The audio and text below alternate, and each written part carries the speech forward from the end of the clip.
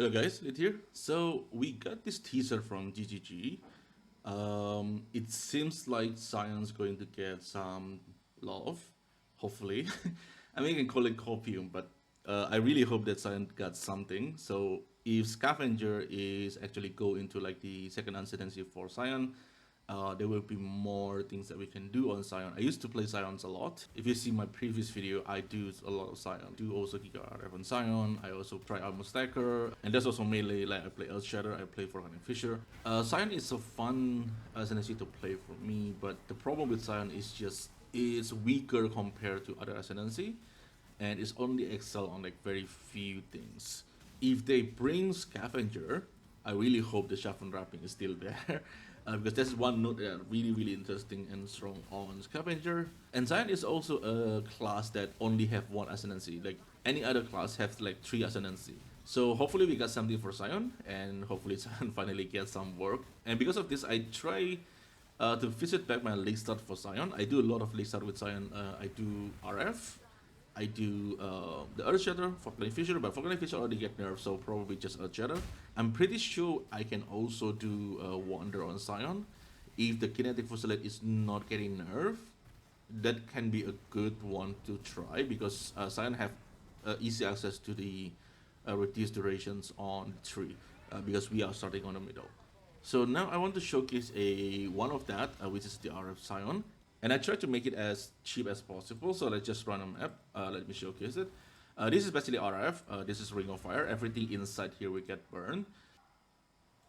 So RF is a skill that are really good for mapping. Like as you can see, you can just walk around and things basically getting damage over time around you. And it's very good for mapping, it's very chill. And usually RF build is also quite tanky. And I do try to like reduce the cost as much as possible. Now the main problem for RF is the single target usually sucks. Like compared to any other build, this RF is not going to be that great on like single targets. So let me just walk through this. And as you can see, if you play RF, most of the time you will stuck in maps.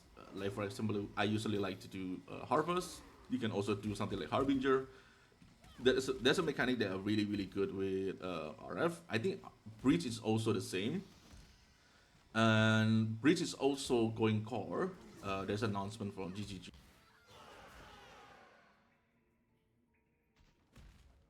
And the Breach tree is still going to be intact inside the game. So that's nice. If we can farm Breach, then we can get like a 6-link, we can get some unique from that one. So it will make the progression a lot easier.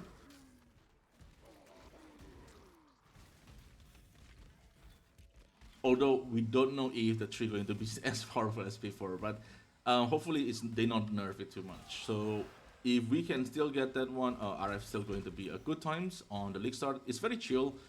Just don't expect it to be fast. Like the RF progressions usually slow down when you reach map, especially yellow tier maps.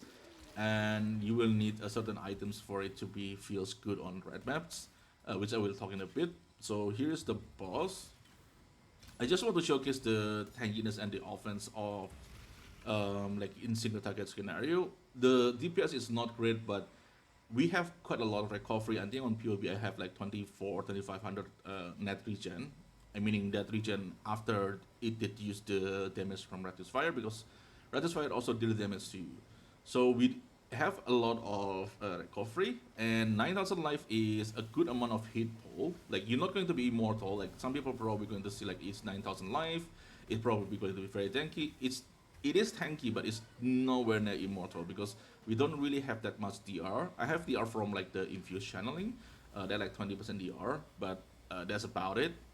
I have like this one over here. Like this is reducing some of the physical damage, but we do not have a lot of medication, so the 9000's life is more just like, okay, you have a lot of big pull, but you not necessarily reduce a lot of damage that coming into you. So as you can see, like the damage is not that crazy. Like I will say, I tried the similar setup, like with a very cheap setup with like Penance Blend Elementalist. I can kill this under 30 seconds. Like Penance Blend is really strong in terms of like damage. Oops. And this is one of the thing of this setup. There's a thing called file RF. It gives you DPS, but it will like eat your HP away. So if you're not using it carefully, uh, it it most likely going to kill you because file RF going to remove like 60 or 70%. Yeah, 60% of your life. So as you can see at if you play it back, like my life just suddenly gone. That's because of the far RF. And I try to press flask. Usually that's what I do. I will use the far RF, see my life is gone, and I will use flask to like recover it. And you don't have to use the far RF, but I like to use it because this is just a little bit more DPS because this setup is lacking in terms of the DPS. So, and this is the item that I'm using, and I really try to make the item as cheap as possible because this is what I expect to do on like day one or day two with very limited trade, and most of the power will come from your Ascendancy and also your passive tree. And if you look at the passive tree, I do not use any cluster, I do not use any jewel. This is what I like to do on like leaguestart scenario, and this way we not really have to worry about like, oh, this thing going up in price, that thing going up in price, and so on and so forth. And of course, there will be some exception. For example, like Com Hearts. As far as I know, this chest is really cheap, and this is actually a big chunk of the life. Like if I take off the Com Heart, it take like 3,000 life off. But if this Com Heart just become expensive, I will just use a rare chest. And this is because Com Heart, this setup is basically a setup that I will use to farm on day one, day two, before I swap to Ivory Tower. And when I swap to Ivory Tower setup, we will basically play with Energy Shield, and we will use low life Energy Shield. That setup you can push to like really, really high number. But unfortunately, with Ivory Tower, you cannot really just use it. You kind of have to have all the component before you swap to that. So this is more like a temporary setup until we swap into the Ivory Tower. So if the counts are getting too expensive, I will not spend too much currency on this because this is a temporary items. I'm not going to use this until the end game. And the build is a little bit more complicated. Immortal Flask is a build that every RF player will use. Just because this build gives you a lot of regen. Like this one gives you 300 life per second just by itself. But the fortunate news is this build is actually pretty common. So it can be expensive on day one, but usually the price will go down significantly on day two and day three and so on. At some point, this will not worth anything because the Immortal Flask is not rare, so the supply at some point going to outpace the demand. And also because we still have the Bridge Tree, we probably can get this from Bridge Tree too. Like Immortal Flask is not that uncommon, so we should be able to get the belt. And the next one is the helmet. The helmet is one item here that are quote unquote expensive. This is because the way you make this helmet is by using Essence of Horror, which is you can farm yourself on the T16 map. Like I showcase it, you can farm T16 pretty easily. So you're basically using Essence of Horror that will guarantee the Socket Gem deal 30% more elemental damage. And you're basically looking for either burning damage or consecrated effect. Consecrated is a little bit problematic because it's also going to reduce your AoE, which is not really that great. So I usually just look for the burning damage. But if you have like limited currency, you probably can just go for like you just smash Essence of Horror and just take whatever you got. And let's basically make this RF have like 5 link because we have RF here. This is 1, 2, 3. This is 4 link RF. And with Essence of Horror, you get like 5 link. And if you use Essence of Horror until you get burning damage, now the RF becomes 6 link. And there is an end game craft for this where you basically can add 2 more stats that basically make the RF become 8 link. And that will boost the RF damage significantly. But on day 1 or day 2, we can just use 1 Essence of Horror and just slam it into here and just take whatever you want. Like I don't have life here. I have some rest. That's pretty lucky, I guess. But this is a fire rest, and we are way capped on fire rest. We're going to lose some regeneration because we are using the mastery, where you're going to have like regen 1 life per second per uncapped fire resistance. But without the fire rest here, you're going to lose something like 50, 60 life regen per second. It's not really that big of a deal. So this will look intimidating, but what you need is just a Elder Helmet, which you can farm by doing the something like this one, like Elder Maps. I think a lot of people will see this and they will say like, oh, this is an influence item, this will be expensive. It's not that expensive to make, and I specifically make this as an example, and I try to get a stat that are not that good. I have mana, I have armor. Like the armor T1 armor doesn't going to give you that much armor. We have like 6,000. It's not that big of an armor. It really doesn't matter what else mod you get. You just want the elemental damage and you want the burning damage if you already have more currency. Glove and boots is the same. I just looking for life. I just looking for life regenerate. And on the boots, you're also looking for movement speed because that is boots. In this case, my boots are actually pretty good. You have T1 life, you have T1 life regeneration rate. It also have some cold resistance, but you can craft some resistance here, resistance there.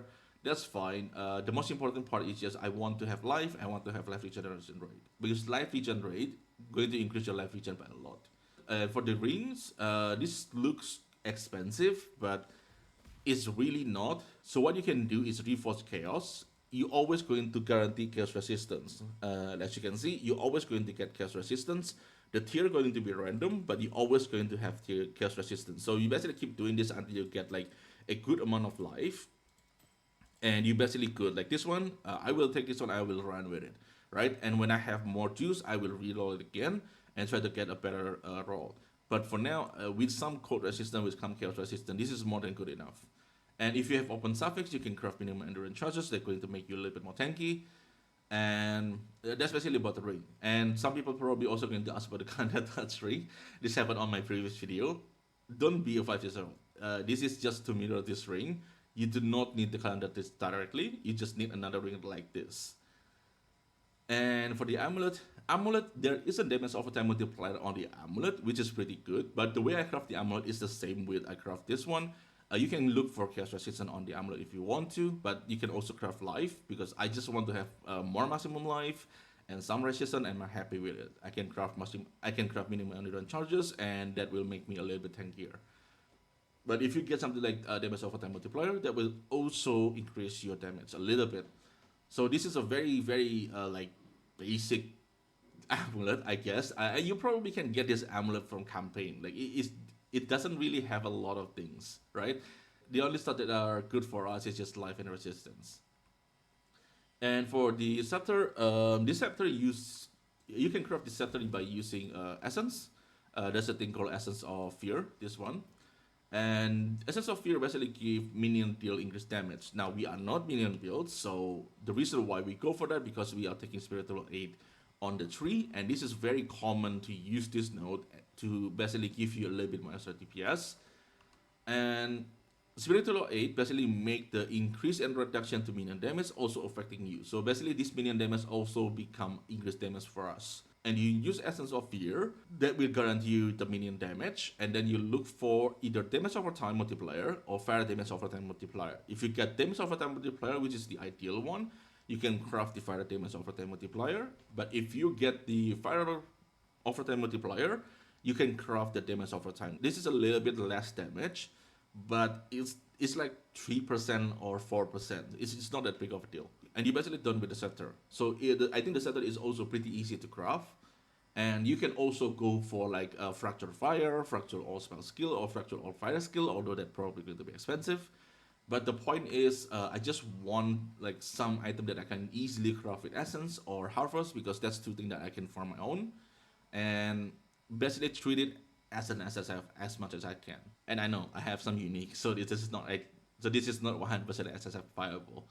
So this is basically the plan, and I will leave the POB on the descriptions. The POB will be just this tree. I will not have any breakdown or any detail on it yet because we are still waiting for the patch note and stuff. I just want to have some prototype ready, so whenever the patch note come out, I can look at this option and I can choose one that I want to go with.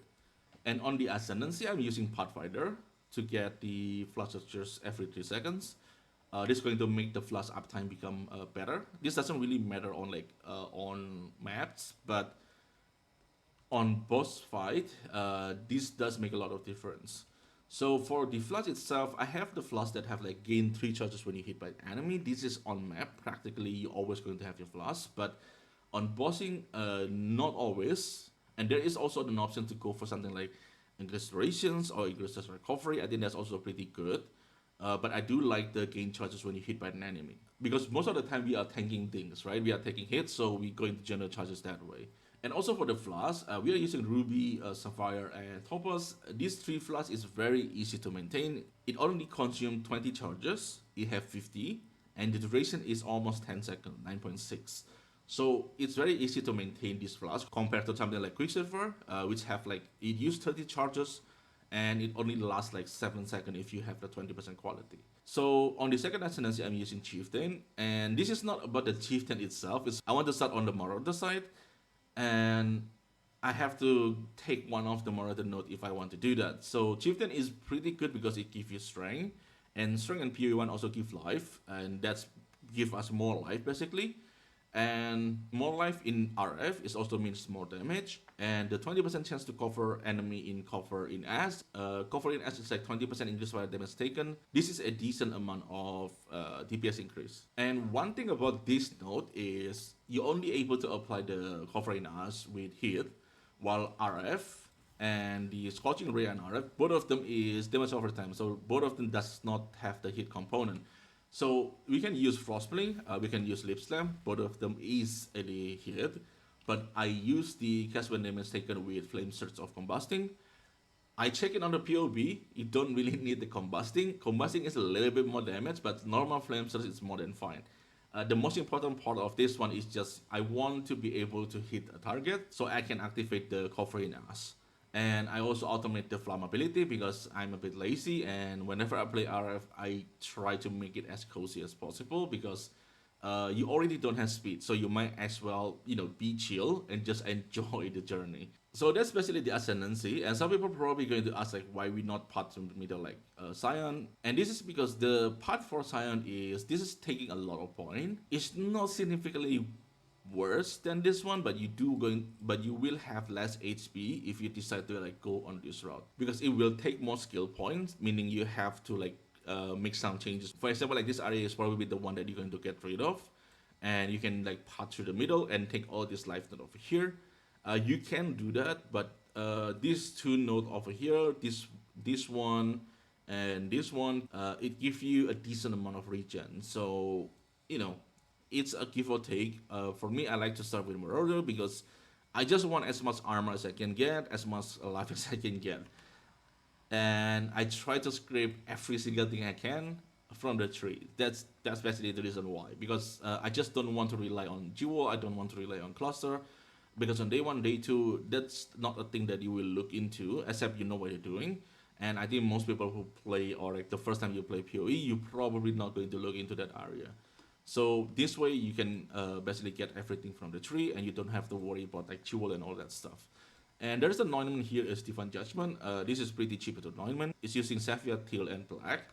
So out of that three oil, the one that's going to be a little bit more pricey is the black oil. I think it's around like 10C on the day one, day two.